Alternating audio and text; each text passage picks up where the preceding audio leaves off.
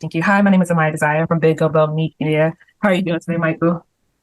Great, thank you. Pleasure to meet you. Yes, likewise. So tell me, what was it like just behind the scenes navigating through this particular type of series?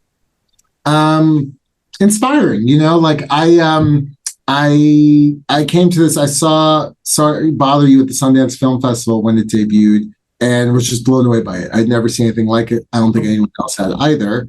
And when you see a singular voice emerge, and really a mature voice, even though it's his first film, doing my job, it's the number one. It's like the number one high you chase. So I then chased Boots down and said, "You should do a show." And finally said yes. We made a development deal. And the first idea he pitched was a story about a 13-foot tall African American man young man leaves his house on his 19th birthday, and we jumped on it.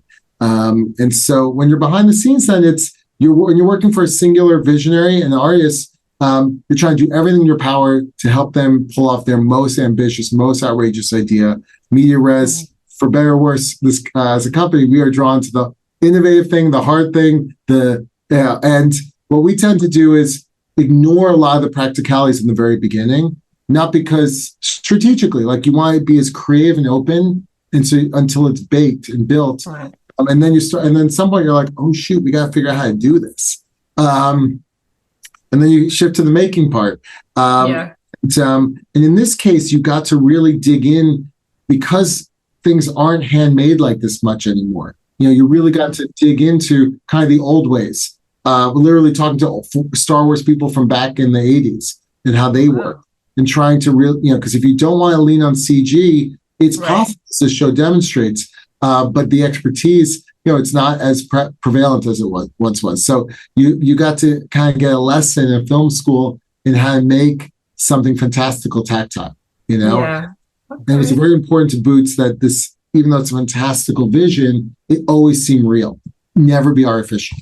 I love that. I've been able to watch the first 4 episodes, and I'm really in love with the show. Like, I mean, it gives you whimsical, it gives you science, it gives you political, it just gives you all the feels. What do you want, like the main feeling to come across when the viewers watch it?